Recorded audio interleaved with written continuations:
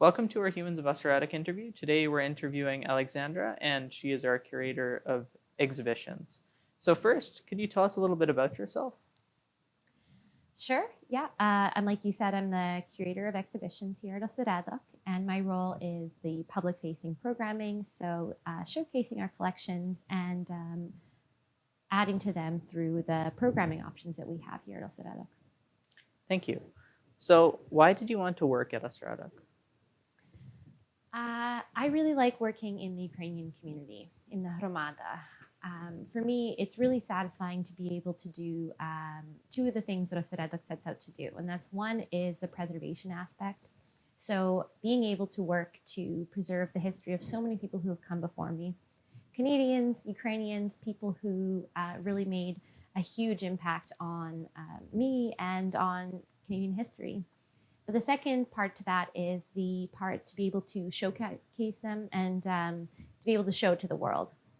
Okay. It's one thing to preserve it, but it's another thing to be able to make it accessible and make it exciting and show all of the treasures that we have at Oseredok. How did you first hear about Oseredok? I think I've always known about Oseredok. My parents have been involved with Oseredok for as long as I can remember. My parents have been on the board or they have worked in some capacity for a long time. So Oseredok kind of feels like it's in my bones. I've come to things even as a child. Just running around Oseredok has always been such a big part of my life, and I'm so happy to be able to continue, to expand it, to showcase it, and to treasure it. Yeah, for sure. So you said you've been involved, or at least you've known of Oseredok for a long time. So when or how was your first time at Oseredok that you can remember? I think my first times are in the days of Sofia Kachor. She was, an institution in her own right here at Oseredok. And my first memories of Oseredok are of lectures, are of being in the crowd when someone comes up and they tell you about something, to do with art, with culture, with the Ukrainian community, and then having people stand up and people openly, dispute it, discuss it, have these conversations in a public sphere. That's definitely very deeply in my memory. And it's also something that I really, really like about Oseredok is that it's a forum for discussion and it's alive as an institution, which not all institutions can say that they are. Yeah, for sure. So what is your favorite event at Oseredok? My favorite events at Oseredok are definitely educational ones. I always find them so exciting you don't know what people are going to say. Like you bring people on and you want them to be, you think that they're going to say one thing, but they always end up going in a direction different from what you thought. And I find hearing people's insights and hearing people, even just sort of talk off book about things that you couldn't have imagined that they would say or know about. There's so much there, and I really, really like those. Yeah, for sure. And you never know how discussions and lectures like that will go. That's always the interesting part of it. Yeah. So what is your favorite memory from Oseredok? I think the thing about Oseredok and my favorite memories about it are definitely the people. Because, working towards this immersive exhibition that we're working on currently, one of the things is, we were discussing how to embody Oseredok. And we came upon this idea of having, the building sort of represent it, but the building is sort of like a metaphor for the people. When I say preserving things, I don't mean preserving the paper, the records. I mean preserving the memories and the contributions of the people.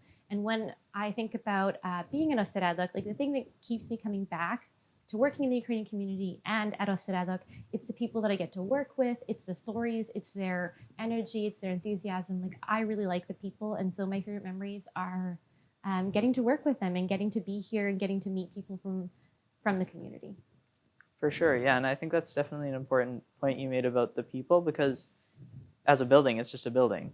Yeah. And even with the collections inside, it's about what the people do to collaborate and work together and make something out of those collections and to put together events, to basically make it accessible to the community and to keep the organization alive, like you were saying earlier. So yeah, without the people, the building's just a building. And also to what end, right? Like Yeah. it's for us to share, and it's for us to grow, and it's for us to keep it alive, right? So, Yeah. Yeah. So what do you like best about working at Oseredok? I like the creative aspect of working at Oseredok. So I like taking something that maybe makes sense to a couple of people, or maybe seems like it's sort of archaic, or seems like it's sort of like flat. And I like being able to bring that to life. Like it's interesting to have that context element given to things, and sort of putting it into, make it make sense for people and make it feel like it like leaps off the page. Yeah.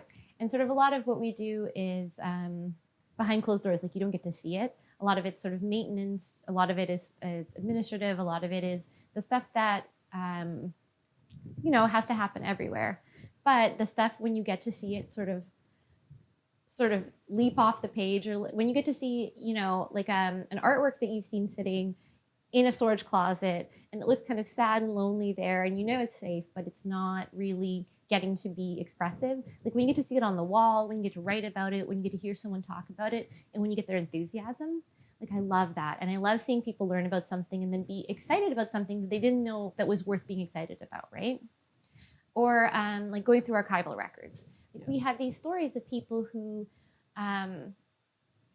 when you read what they've written, when you get to see like that human aspect, when you hear them, gossiping or, saying something negative about the other people that they knew in their community, it's so relatable. And that coming to life, like that is so exciting. Yeah, for sure. So why do you continue to commit your time and energy to support Oseredok? I think as time goes on, for me, Oseredok is, and Oseredok beyond Oseredok, but in general, I see the Ukrainian community and I see the work here I do as part of like a broader political project, which is one that is particularly hits home to me now. I think that a big part of my own identity comes from trying to preserve and trying to fight for an independent Ukraine. Like people who came before me really wanted that, and they wanted to be able to exist on their own terms. When I'm here at Oseredok, preserving our culture, our heritage, our traditions, when I'm here helping people to access that part of themselves, I think it's a political thing, and I think it's something that's really important to me to be able to, allow people to have that identity and allow people to continue to feel comfortable in their world and in their communities. Yeah, for sure. Thank you. So what unique skills and traits do you bring to this organization? I think that's a tough question to ask people, especially here, because I think people are very modest. But I think I'm good at working with diverse people. I think I'm a pretty good problem solver. And I think that my background, which isn't in, like the cultural resource management sector, but it comes from academia, and I come from politics, like I said. I think a lot of that is about translating your message and getting your message out, and understanding diverse people. And I think a big part of what makes the Ukrainian community so great is that the Ukrainian community isn't one person, and we aren't homogenous. When people say the Ukrainian community, what do they mean?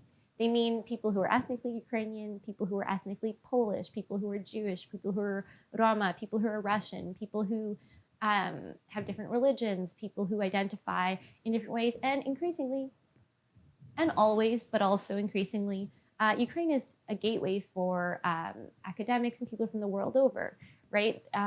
For instance, the city of Kharkiv, which is the second largest city in Ukraine, the city has 160,000 students. Many of them are international students. And those people, of different political backgrounds, of different ideas, like they really make Ukraine the rich tapestry that it is. And for me, that's like, it's such an enjoyable thing to be a part of, and to get to spend time with the people who are so unique in so many different ways, have different perspectives. Yeah. So what is one thing you would do or change to make Oseredok a better place? I think the thing about Oseredok that I love, and that I want to reinforce, and I think is also its greatest challenge, is that Oseredok means hub, right? It's a center. And so I love that it is the place where people can come in, different waves of immigrants, different people from outside of the Ukrainian community. I really like that aspect of it, and I want to reinforce that as much as possible. But I also think that, as anyone who's ever worked in any kind of group project or any kind of committee work, as they know, it's very challenging to have so many diverse opinions.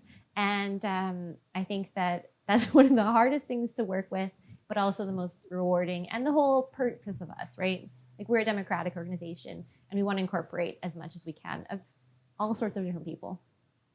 Yeah, for sure. And that's always the interesting thing about working in a group is you have different perspectives which you might not have thought of, but at the same time, you have to deal with the fact that it might conflict with your own view of how things should go. So yeah. Yeah, and there's that joke, like what's a camel? It's a horse drawn by committee. And I think that Oseredok is a perfect example of that. But for better or for worse, we love the camel that Oseredok is, Yeah. So what is the power of Ukrainians? I think Ukrainians, and increasingly this is sort of my belief, is that we're sort of defined by the struggle of being Ukrainian, right? My grandparents had, challenges with fighting the Soviet regime and the Nazi regime. My parents, they were very involved with helping political prisoners in the USSR and fighting for Ukrainian independence. And now here I am, and it feels a lot like I'm fighting the same struggles and the same battles. I think that resilience and that it's not necessarily something that's born out of this deep-rooted desire to have to be resilient, but it comes from just the historical factors that have contributed to it. So I think the power of Ukrainians is that because we've had to do this, we're good at doing it. We're good at fighting to survive, and we're good at fighting to protect our culture and our heritage. And maybe fighting is the wrong word, but striving. Yeah. Yeah. So what have you learned during your time here? I think the most important thing I've learned is why culture is important. Like I talked about how different Ukrainians are, right? Yep. And the thing, when I look at the different Ukrainians, personality-wise, politically-wise, immigration-wise, anything, when I think about what really unites us, it's the culture, right? It's the music that we get to all listen to, and people are so excited to be able to participate in song and to contribute to make music. People are excited about seeing artworks by Ukrainians, and whether they be sort of stereotypical depictions of Ukrainian life or, more contemporary, more abstract, more experimental modes of art, that's what unites us. You can be anyone and you can be touched by a piece of artwork. Same thing with, the stories that we tell, the folklore, all of these things. Culture is so important, and culture is a unifying thing. Wherever you are, you can tap into that, into the food that everyone talks about. Everyone knows, they have a borscht or a vareniki recipe or whatever. And so I think Oseredok has really driven that home for me. And that's one of my favorite parts about being here. So why do you think it's significant and important in the community? You talked about it being a hub before and the idea of us trying to be a hub in the community. So why do you think it's important to have an organization like this in our community? I think it goes back to when Oseredok was founded. Oseredok was founded because of the need, right? The need to be a repository and the need to educate people who had nowhere else to get that, right? And to do it in a way that, Oseredok is a secular organization. So we're completely open to, maybe a better way of describing this being multi-ethnic or multi-religious, right? Anyone can come in from any religious background. The same thing, Oseredok, there's a lot of organizations that do things that are cultural for kids. Oseredok does it for kids and adults. A lot of organizations talk about Ukrainian language and preservation like they teach at the university level. We do it at all levels. And I think, that hub and that openness is the significance, is that we feel a need that is real and is there and is a lot of people, it resonates with a lot of people. They want to have more of that in their lives. And we do it in a way that is as open as could possibly be. So, wherever you're at, we're here for you. Yeah. And I think that's a great way to end it, unless you had any other thing you wanted to add. Did you want to say anything else? I think the last thing I would say is that, like, we're really glad with that openness. We're really glad to have people like you here. You know, you are one of our Ukrainians, and I'm so proud and happy to have you be a part of us. And I know that, you know, you might not have known very much about being Ukrainian before you came into the doors of Oseredok, but I'm glad that we can be a place that has people like you who, you know, aren't Ukrainian speakers and who got to be a part of us and who got to be embraced and, you know, for the second year running, a part of the Oseredok, not the building, but the people. Yeah, for sure. I'm glad to be here. And yeah, it's been amazing to learn about Ukrainian culture as something, like, I'm not Ukrainian, but to see and to learn about how different cultures are and to be kind of immersed in that as someone working here, and then seeing the people and then just learning from discussion. It's pretty amazing to do that. Yeah. Well, thank you so much. Yeah, thank you for taking the time to be interviewed today.